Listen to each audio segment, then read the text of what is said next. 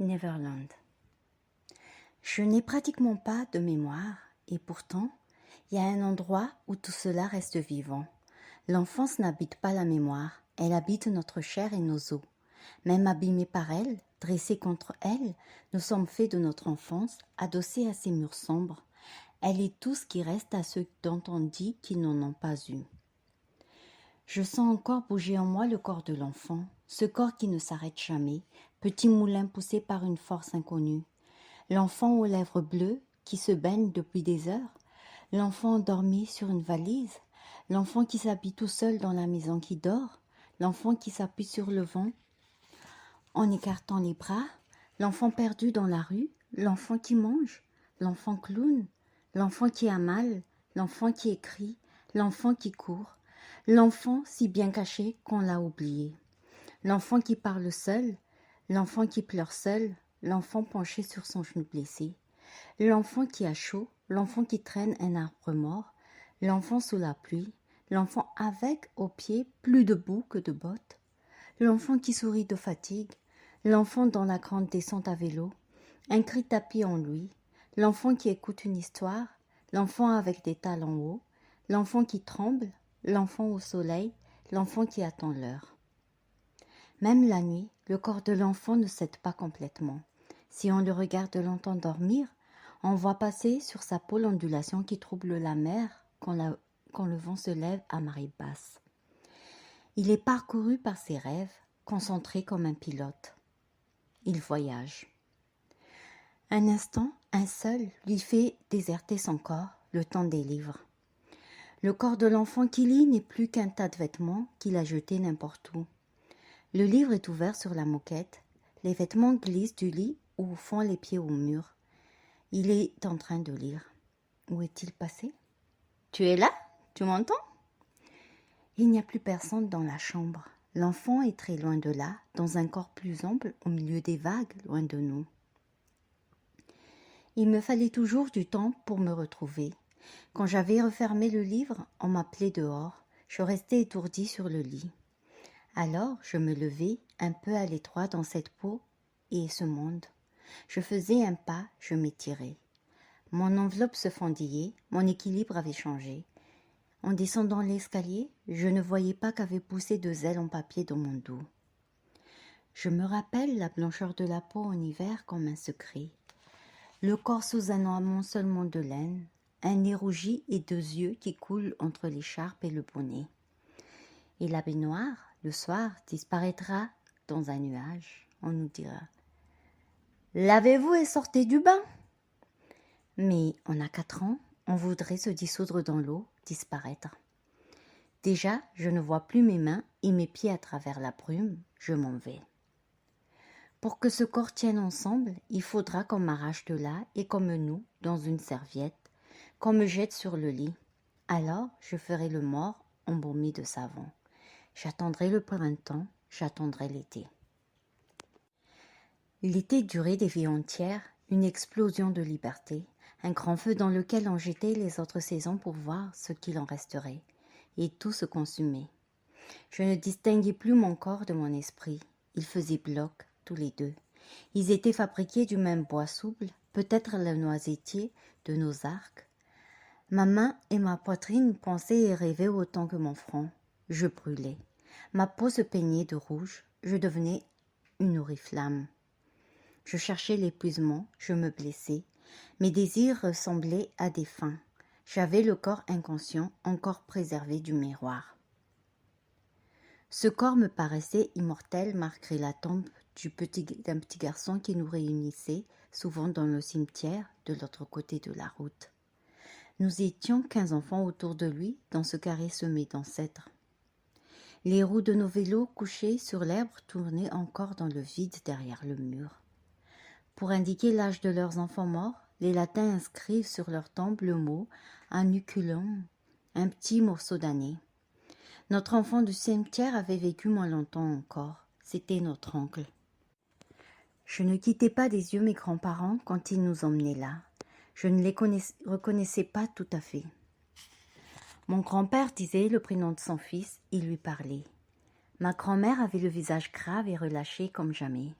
et nous restions tout autour d'eux, peloton d'enfants sous tension, petits maquisards bien vivants qui allaient continuer à se battre dans les bois, dans les rivières, pour ce soldat inconnu. Jusqu'à mes 10 ans, je n'ai pas vraiment connu d'autres morts. C'est aussi pour cela que je garde de ce premier temps le souvenir d'une clairière. Une seule fois, j'avais patienté dans une voiture avec mes frères, un soir après Noël, pour que mes parents montent se recueillir devant un disparu. C'était l'oncle Albert, vieillard de concours qui avait 7 ans à la mort de Victor Hugo et lui ressemblait comme 2 gouttes d'eau quand il mourait à son tour 100 ans plus tard. Nous attendions dans la voiture. Mon père avait laissé les essuie-glaces allumés.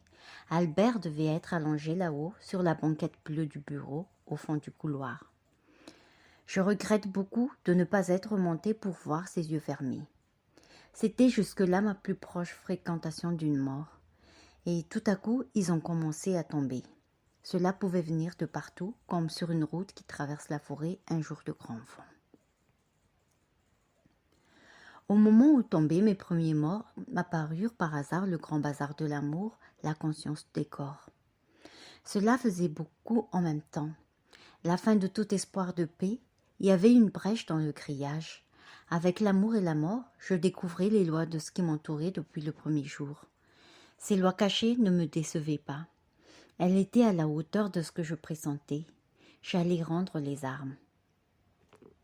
Je n'ai jamais essayé de retenir l'enfance ou de m'y attarder. J'ai simplement voulu faire grandir l'enfant en moi, le faire progresser en le gardant vivant. Car, malgré les promesses que me faisait ce nouveau monde, le pays adulte, il y avait quelque chose que je n'abandonnerais pas, l'envie d'inventer et de créer. C'était un serment. Je ne renoncerai pas à l'imaginaire, je ne perdrai pas le fil. Ce serait la continuation de l'enfance par d'autres moyens, le rêve de perfectionner éternellement l'enfance. Grâce au fil déroulé derrière moi depuis ce jour, je remonte aujourd'hui à travers les prairies et les bois. Je me hisse vers l'enfance. Mes nuits de bivouac, je rêve souvent les 2 enfants grimpant dans les cataractes. Je les vois surgir et disparaître sous les flots. Ils escaladent cette chute d'eau silencieuse. Parfois, ils semblent en habit de fête, parfois en ciré jaune quand ils réapparaissent. Ils clignotent, parfois ils sont mus, et une nouvelle masse d'eau fait fondre sous eux un déguisement de papier crépon et une robe de mariée. Quand ils arrivent tout en haut, je ne vois toujours que leur dos. Ils regardent ce territoire qui les attend, et je me réveille avant qu'ils disparaissent dans le pays perché de Neverland. On dit que certains poissons savent remonter 100 mètres de chute d'eau verticale. En serais-je capable le jour venu? Je commençais à reconnaître les paysages, l'herbe piétinée autour des buissons de mûres, les planches et les cordelettes oubliées dans les arbres, le bruit d'un ruisseau comme un ronronnement de chat. J'approchais, je sentais que j'approchais. Je me retournais parfois à cause d'un chuchotement qui me suivait. Je laissais de côté les allées d'arbres noirs comme des tunnels, avec un rang éclatant tout au bout. Un petit serpent se jetait à l'eau. L'ombre débordait soudain de forêt. La nuit tombait. Je savais ce pays dangereux. Comment l'enfance pouvait-elle ne pas l'être alors que, pendant des milliers d'années, la plupart des enfants n'en revenaient pas et disparaissaient avant 12 ans? J'avançais malgré la peur. C'était le bon chemin. Je le gravais le soir sur mon cahier tant que la lumière était là. Mon père m'avait appris à ne jamais tracer les lignes à la règle. Je dessinais la carte en marchant, jour après jour, à main levée. D'autres lignes apparaissaient dès que je me penchais sur le papier, comme quand, autrefois sous mes draps, les nuits trop longues, je suivais à la lampe torche sur la paume de la main des chemins creux pour me perdre. Je craignais le sommeil, l'obscurité ne m'arrêterait plus. Je me mis alors à marcher jusqu'au matin à côté de mon cheval sans le tenir. Joue contre joue, le creux de l'épaule calé sous sa gorge, je sentais et j'écoutais ce monde en avançant comme un aveugle. Je me laissais guider dans le noir. Je retrouvais le bruit de la cascade derrière la maison, l'odeur de la naissance des chiots sous la table de la cuisine, celle du jardin de l'immeuble en avril, le clapotis sombre des crevettes dans le panier, la respiration de ma mère sur moi quand elle me coupait les cheveux, le claquement d'ailes de ramier, et sous mes pieds, les champs labourés où on trouvait les vers de terre pour les anguilles. Alors, devant cette terre éclatée, infranchissable, je me laissais glisser vers un autre chemin, de mousse ou de sable, conduit par la pente ou par le goût du sésame sur le pain, le tintement des parents qui dînent quand on dort, et les premières gouttes sur mes cheveux en revenant de l'école, les premières gouttes espacées de la pluie. Le jour revenait et j'ouvrais les yeux. Dans les branches là-haut, les restes de cabane me faisaient croire au déluge. Une vague avait tenté de noyer ce monde. La décrue laissait en l'air des fanions, du bois perché et au sol les herbes couchées. Je voyais aussi des fils de laine rouge dans les ronces, nos écharpes détricotées. Mon cheval dormait au pas, tout près de moi. Je devenais son guide, je prenais mon tour. Qu'allais-je faire de l'enfant si je l'attrapais? Épinglé dans sa boîte, le papillon n'a plus rien de papillon. Et les fleurs collées dans les herbiers ressemblent aux moucherons écrasés dans un vieux livre. Quelqu'un a tourné ces pages il y a longtemps. C'était le soir. Il a levé les yeux une seconde, le temps qu'une phrase fasse en lui les rebonds. Il a surpris un nuage d'ailes dans la lumière, des moucherons d'été qui l'ont ramené doucement au présent. La nuit tombée, il a refermé le livre. Un jour, en lisant, on retrouve ce cadavre séché, un souvenir aplati sur la page. Comment garder l'enfant vivant sur le papier? Comment le laisser grimper parmi les lignes? Pour l'instant, mon fugitif se rendait invisible. Je ne savais pas lequel d'entre nous deux était devant l'autre. Il était partout et brouillait les pistes. Je ne comprenais rien de ce qu'il faisait avec moi. Il préparait quelque chose en secret. Quand nous habitions en Afrique, mon père avait trouvé un petit menuisier sur le port pour construire une vingtaine de paires de volets ajourés. Nous allions les embarquer sur un bateau, au milieu des bananes, et ils viendraient un jour se poser sur les fenêtres de notre maison, à 2000 lieues de là. C'était la première fois que je voyais mon père confier une telle mission à quelqu'un, lui qui nous avait appris que rien n'existait sur terre qu'on ne puisse fabriquer soi-même. Le menuisier était un artisan volant, sans atelier, qui se promenait avec sa boîte à outils. Le premier jour, il s'était installé sur le quai avec une montagne de bois brut, un rabot, une scie et d'autres outils. Il avait dessiné au sol un carré qui serait son domaine. Je tenais ma petite sœur par la main. Mes frères avaient les bras croisés à côté. Nous le regardions commencer son œuvre et aiguiser la lame de son rabot. Le deuxième jour, les premiers copeaux s'étalaient à ses pieds. Des formes étranges sortaient des planches. On prit l'habitude de venir après l'école regarder l'avancée du travail. C'était beau. Ça sentait le jeune bois et la lagune. Mais aucun de nous n'osait dire que ce qui y apparaissait n'avait pas la moindre ressemblance avec un volet. C'était une sorte de grand volume allongé, comme le squelette d'un poisson-chat. Nous restions à l'écart près de mon père qui regardait cela, en plissant les yeux avec l'air de dire « Tu vas voir, attends un peu, tu vas voir ce que tu vas voir. » Mais il était évident que mon père ne savait pas du tout ce qu'on allait voir.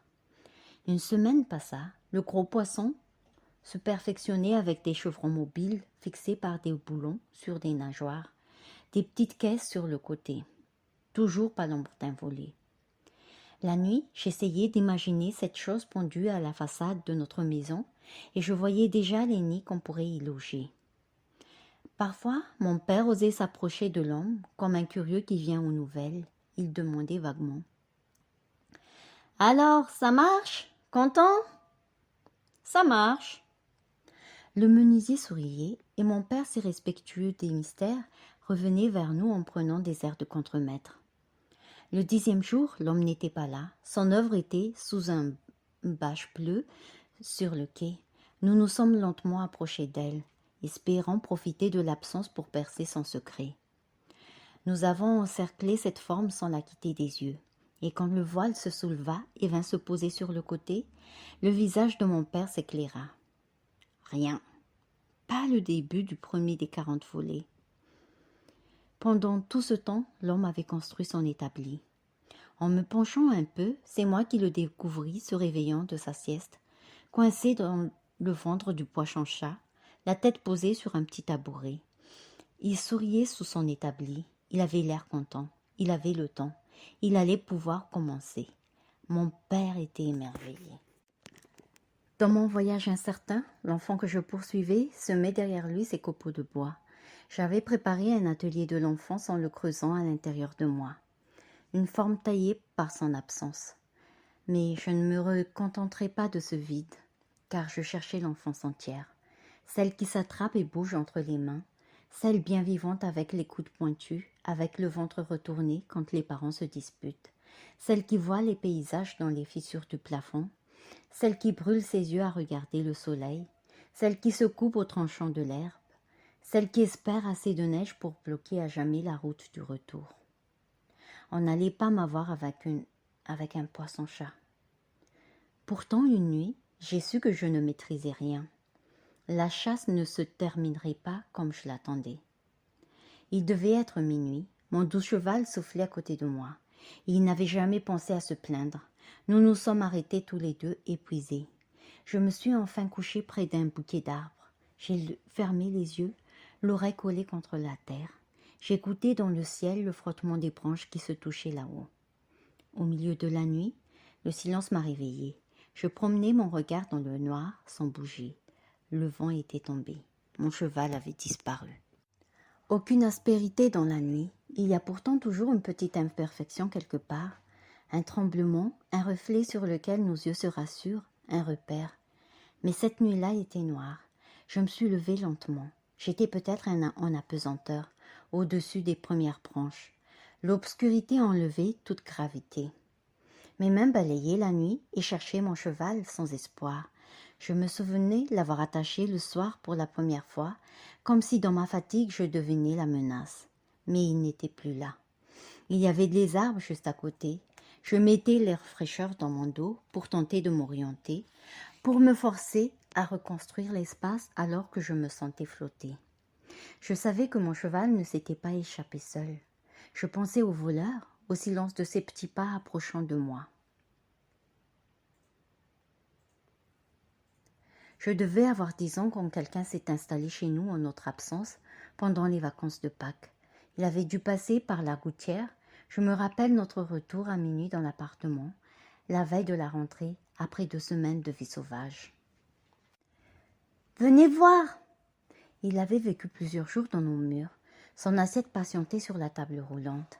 Des livres étaient empilés sur le sol avec des disques sortis de leurs pochettes et une lampe allumée. On se promenait en anorak, tout froissé du voyage, comme dans la maison des 3 ours. Quelqu'un a bu dans mon bol, quelqu'un a dormi dans mon lit. On s'attendait à le voir dans les miroirs. Peu de choses avaient disparu, mais il avait vidé le congélateur, mangé des glaces par douzaines. Il s'était habillé avec les vêtements de mon père. On a fait sa vaisselle dans l'évier, rangé ses livres. La vie a repris comme si rien ne s'était passé. La vie a repris comme si rien ne s'était passé. Aux vacances suivantes, il est revenu. Il connaissait le chemin. Il suffisait de pousser la fenêtre. Mon père avait racheté quelques habits neufs que le visiteur emporta avec plaisir. C'est à cela qu'on le reconnut. Il devait avoir les mêmes goûts. Et puis, les glaces dans le congélateur, les dîners sur la table roulante du salon, un peu de musique sur le tourne-disque. Ses petites habitudes. Je me souviens qu'il avait déplacé un minuscule collage que j'avais fait avec des fougères séchées, encadré dans la salle à manger. On retrouva ce collage dans l'entrée, tout près de la fenêtre par laquelle il était reparti. Ma mère disait qu'il avait failli l'emporter et c'était ma fierté. J'ai croisé dans mon enfance quelques autres fantômes qui feraient ma vie sans se montrer. Je me rappelle une Clémentine que j'ai cherchée toute une année. Je m'étais inscrit au cours de danse à cause de son prénom sur la liste et n'ai jamais osé demander s'il y avait une danseuse qui portait ce prénom. Une autre année à l'école, quelqu'un a laissé traîner un poème qu'il avait signé de mon nom. La maîtresse me l'a rendu en me disant que c'était beau. Je l'ai rangé dans ma poche et, au tournant d'un couloir, je l'ai lu en silence, tout seul comme une lettre qui m'était adressée. Mais aucun de ces inconnus ne m'avait fait pleurer en me volant un cheval dans mon sommeil. Aucun n'avait tourné autour de moi dans la nuit pour me faire peur. Le chagrin est une lame qui fend l'enfant en deux.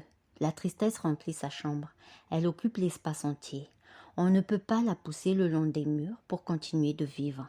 L'air devient rare, Le jour n'entre plus. Il n'y a pas de lendemain possible. « Qu'est-ce que tu as ? Regarde-moi !»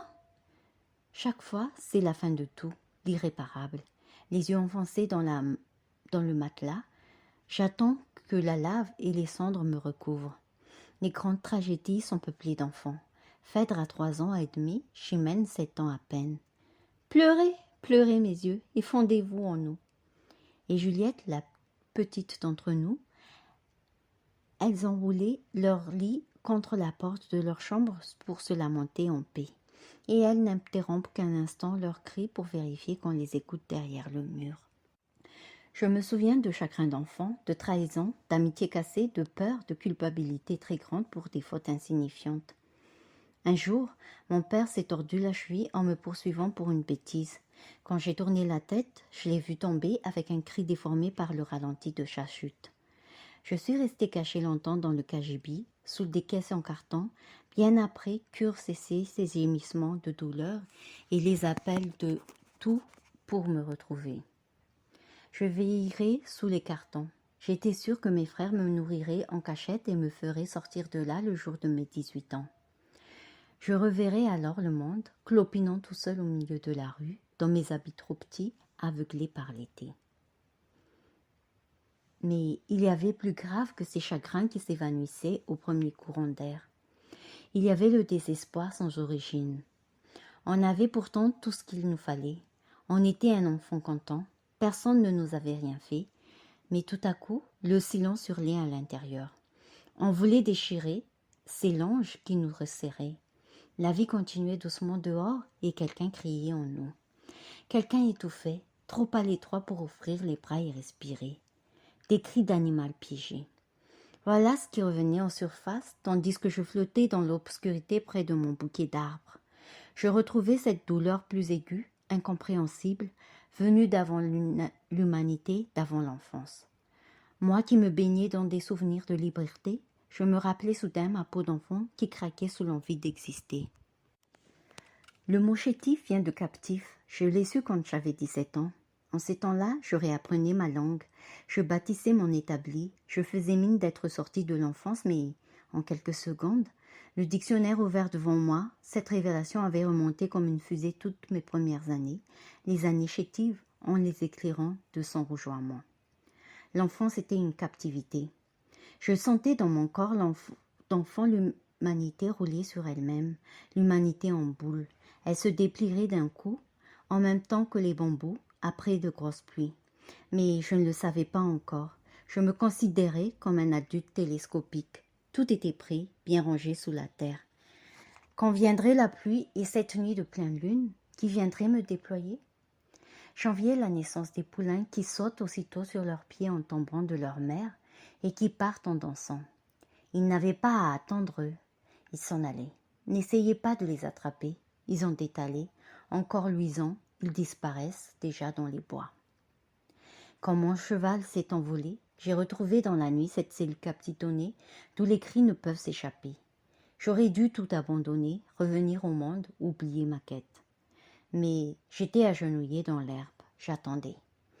Et quand est venu le jour, je me suis levée. Au lieu de désespérer, tout mouillé de rosée, j'ai pris ma douleur pour une porte d'entrée. Je la reconnaissais. Elle me servirait de passage.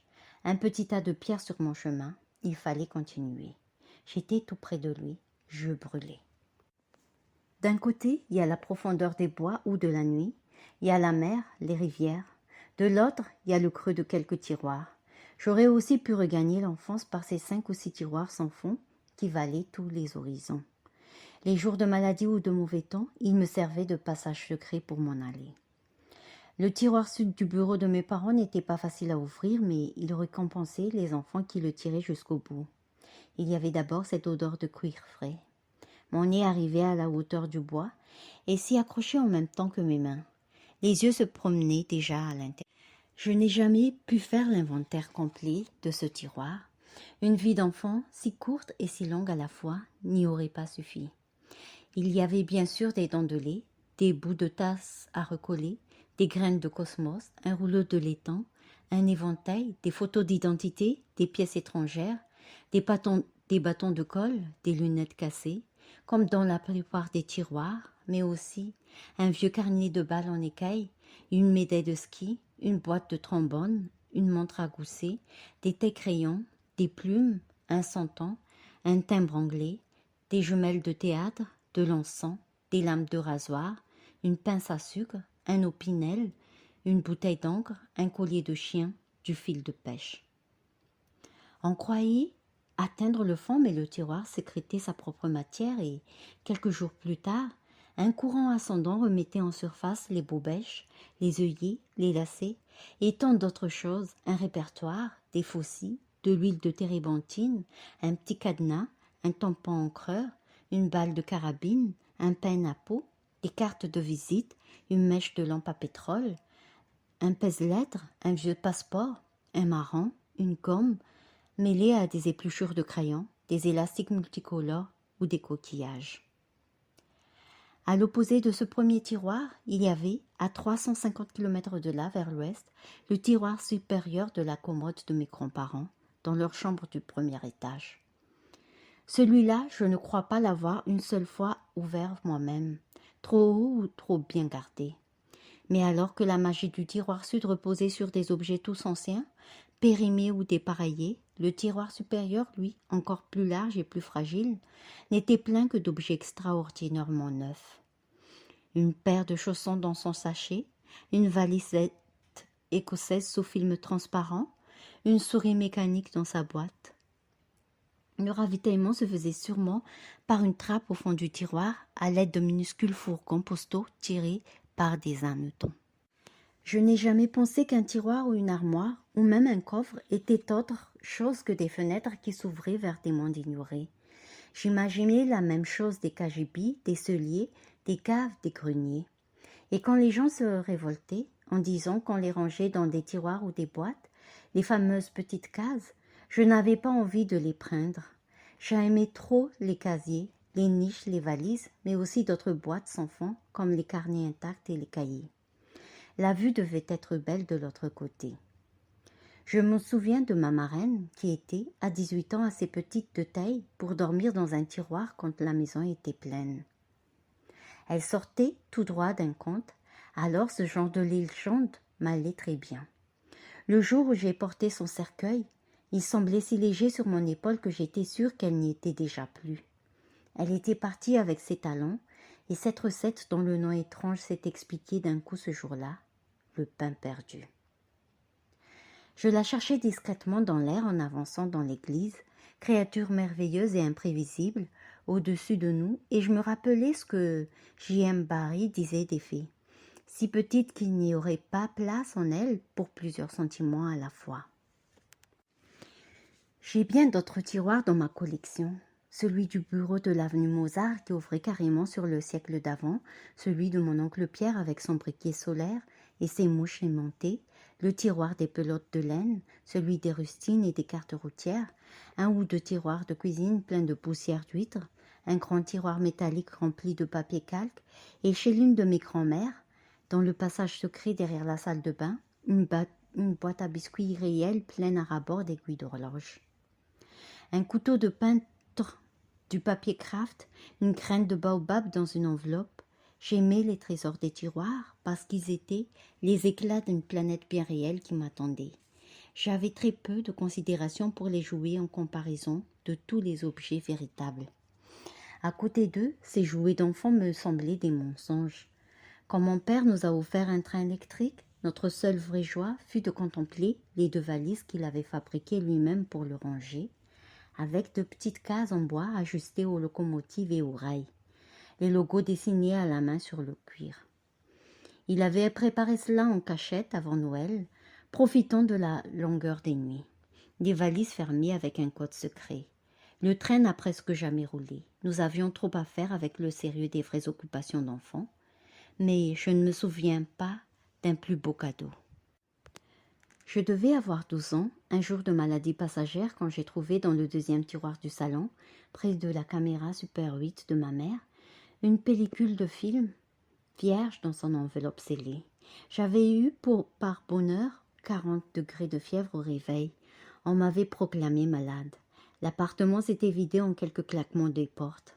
On me laissait tout seul pour la journée et déjà je me sentais beaucoup mieux. Tout devenait possible. 10 heures du matin sonnaient dans la salle à manger. J'irais de tiroir en tiroir. J'ai déchiré le paquet jaune du film. J'ai glissé la pellicule dans la caméra que j'ai fixée sur un pied de lampe dans une chambre. Je ne me souviens pas vraiment de cette journée, seulement d'une concentration fiévreuse autour d'un personnage en bois, articulé que j'avais assis sur le tapis et que je faisais bouger. Une pression brève sur la caméra, un infime mouvement du bonhomme, des gestes répétés jusqu'à la nuit. C'est ainsi qu'on animait les images dans les films. On me l'avait dit. Je ne sais plus si j'y croyais vraiment. Et le soir? Ta journée s'est bien passée? Raconte. Oui, ça va mieux. Quelqu'un a dû envoyer la pellicule au laboratoire sans savoir ce qu'elle contenait. Je n'en savais rien non plus, et je n'en avais parlé à personne. Une année plus tard, à l'automne, alors qu'on projetait sur un mur les films de notre dernier été, est apparue soudain, devant toute la famille, l'image d'un bonhomme de bois désœuvré. J'avais tout oublié de cette journée, mais le film était revenu par la poste, mélangé à d'autres. Je me suis redressée sur le velours du canapé. Le bonhomme sur le mur s'était retourné, semblant chercher autour de lui. Il était vivant. Il m'a regardé.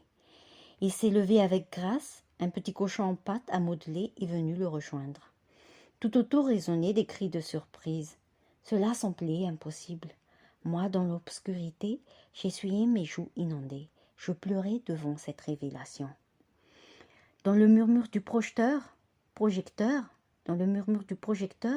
son odeur chaude, la poussière en suspension dans l'air, j'apprenais que ce que l'on fait nous dépasse quelquefois. C'est une histoire de confiance et de liberté. On n'est jamais à l'abri que ça marche. Ça ne sera pas notre faute. Ça peut venir de l'ennui, de la fièvre et du désordre d'un tiroir. On ne sait pas. La première partie du voyage avait traversé un enchevêtrement de lieux et de saisons. C'était une collection de jours mal rangés avec des grands pins aux couleurs sanguines les soirs d'été, des courses en pyjama sur le sable, et, aussitôt après, l'automne et ses cris de corneilles, le bruit des voitures fondant les flaques sur le boulevard. Puis, sans aucun lien, le bourdonnement d'un champ de maïs, la pierre chaude du perron, la gorge battante des lézards. L'enfant avait pris mon cheval, mais il m'avait laissé en échange la certitude que je ne courais pas après un mirage ou une leurre. J'imaginais de petits moufles rouges accrochés au cou d'une biche ou d'un autre animal sauvage pour m'épuiser. Non, c'était bien lui en personne. Il me le disait en venant m'enlever tout ce qui pouvait encore me rassurer. Je compris un matin que le froid s'installait vraiment. J'espérais la neige qui m'aiderait en révélant ses traces. En attendant, il devait avoir trouvé un manteau de fourrure long jusqu'aux chevilles, un bonnet russe noué sous le menton. Les enfants sont les seuls à sortir des coffres les vêtements oubliés. J'ai porté les habits des morts. Je les tenais à nouveau debout. Les imperméables, les gilets, les pèlerines, les pantalons de velours. Je mets le foulard comme ceinture? Attends, regarde ces plumes. Regarde! J'avais au poignet une montre artée aux aiguilles pliées. Je marchais avec la canne sur laquelle quelqu'un s'était tenu les derniers jours de sa vie. Les robes sentaient le passé. Nous marchions solennellement dans l'explosion d'un orgue inventé. L'encens venait de pommes de pin brûlées, et la voilette noire que portait mon frère devant ses yeux quand j'avançais à son bras, c'était le sel des larmes séchées qui la rendait si cassante. On faisait du théâtre quand on aurait fait tourner les tables. Une procession de figures chancelantes. Œil d'aigle, jambes de cigogne, moustache de chat, dents de loup. Sur le continent de l'enfance où nous vivions, nous étions les voisins de ces vies dont rien ne restait. D'autres disparus me hantaient dans mes nuits de trappeur. 1 an avant ma naissance, ma mère avait perdu un enfant qu'elle attendait. Je le considérais depuis toujours comme mon allié, certain que sans lui, je n'aurais pas vu le jour. Je vivais avec cette reconnaissance. Je me le représentais, les cheveux plus clairs que moi, l'encens s'aligne dans l'eau quelque part. Je pensais à lui. On racontait d'ailleurs que, pendant 1 mois entier, tout le monde crut que j'avais renoncé à mon tour. Ma mère était enceinte et j'avais disparu des radars. Impossible d'entendre battre mon cœur. Je ne me le rappelle pas mes états d'âme de ce temps-là. Je ne peux pas dire où je suis allée, mais j'ai pris plus tard cette absence, comme une hésitation à suivre dans sa disparition celui qui m'avait précédé. Ces semaines m'ont lié à lui, dans le silence, et m'ont ensuite projeté dehors comme un engagé volontaire. Si longtemps après, dans mon voyage d'illuminé, peut-être retournerai-je aussi vers lui en secret? La neige est tombée beaucoup plus que ce que j'espérais. S'il y avait des traces de pas, elles étaient comblées avant de me montrer un chemin. Pourtant, je sentais partout la présence de l'enfant. J'étais en territoire indien. Quand je m'arrêtais dans des abris abandonnés, je préparais un feu, et il me semblait que quelqu'un faisait la même chose à l'intérieur de moi. Je me retrouvais assiégée. Parfois, quand la neige s'arrêtait, il venait m'observer par une fente de ma hutte. Je restais avec cet œil à côté. Je ne voulais pas accepter que c'était une goutte d'eau glacée dans la lumière du feu. Je me précipitais dehors. Personne, même pas le désordre dans la neige. Je m'appuyais sur un arbre.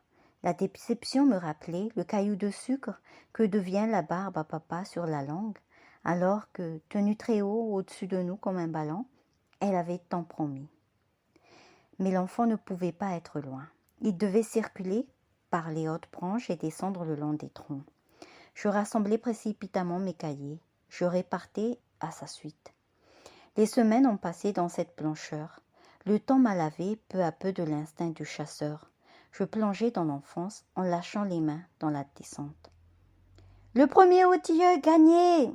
La neige a fondu. J'ai laissé mon manteau en boule dans le trou d'un arbre pour d'autres voyageurs après moi.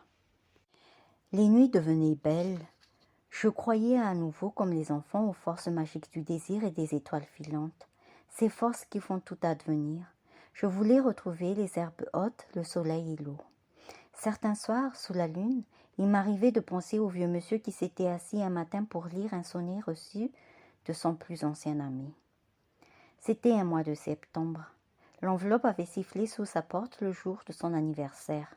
Le poème parlait de deux petits garçons qui s'arrêtaient au milieu de leur jeu sous l'horloge de l'école. Le vieux monsieur avait peut-être relu plusieurs fois les dernières strophes.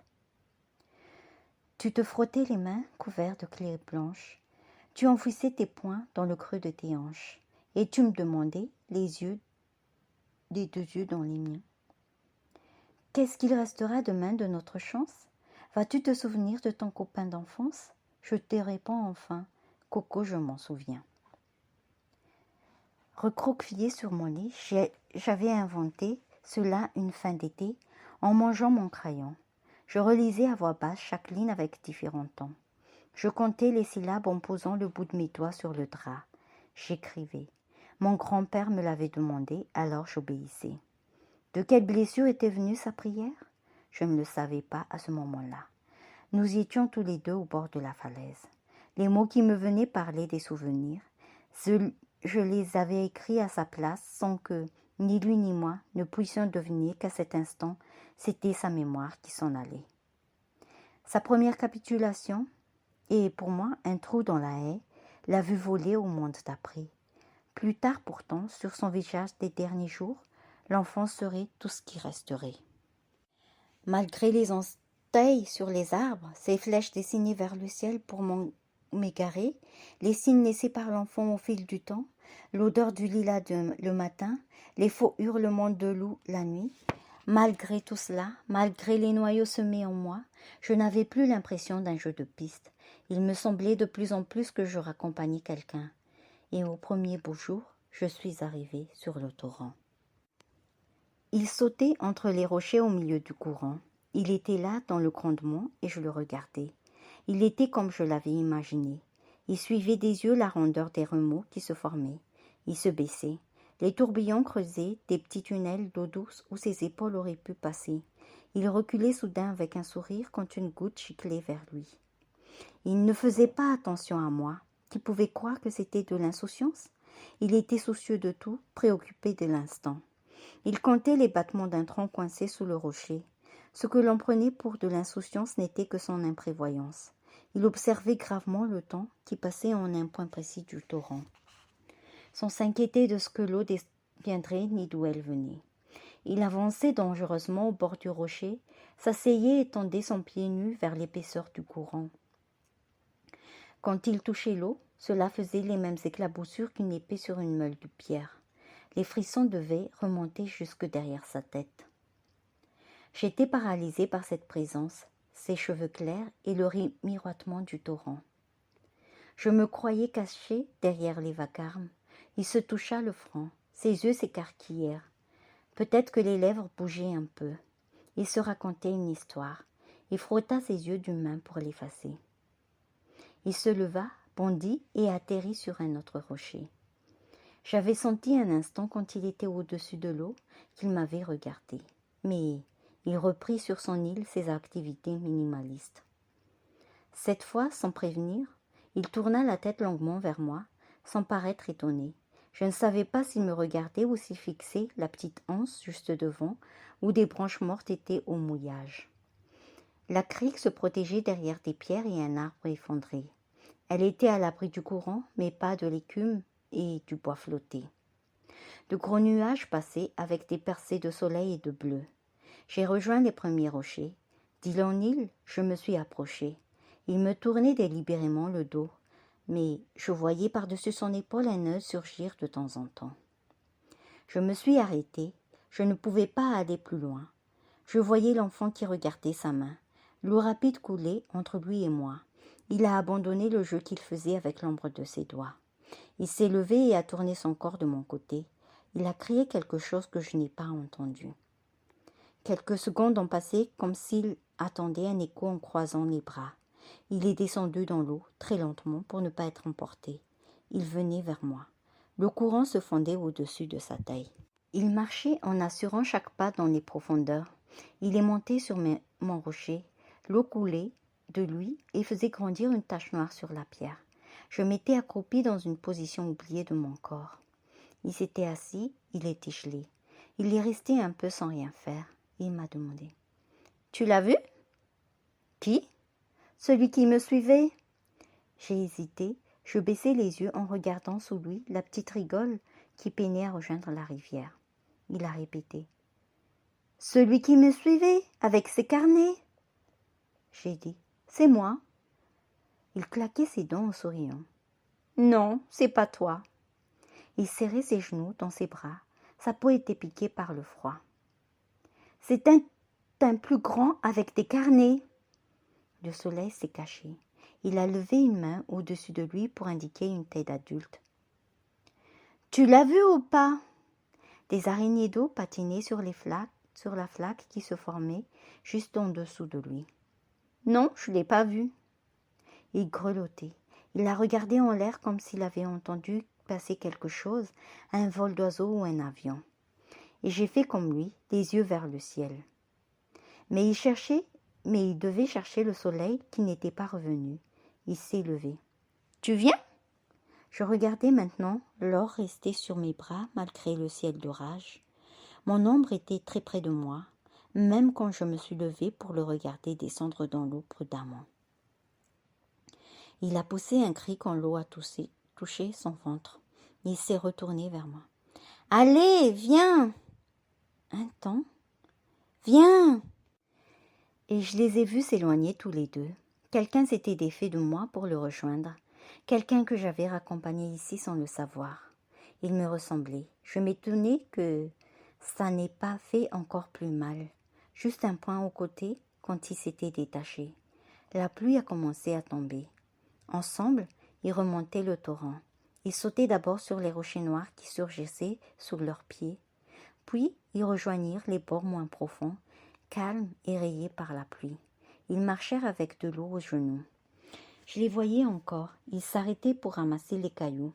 Ils repartaient, chaque fois plus petits. Ma douleur revenait aux côtés. J'aurais voulu qu'ils fassent au moins des ricochets, qu'ils se baignent sous l'averse. J'aurais voulu qu'ils traînent. J'aurais tout donné pour cela.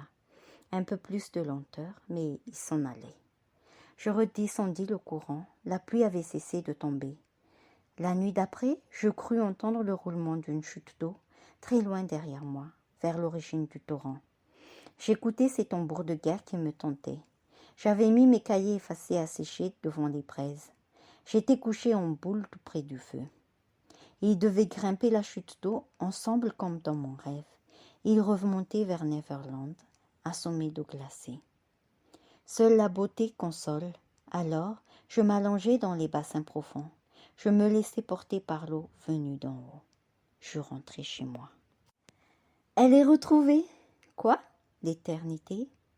Arthur Rimbaud.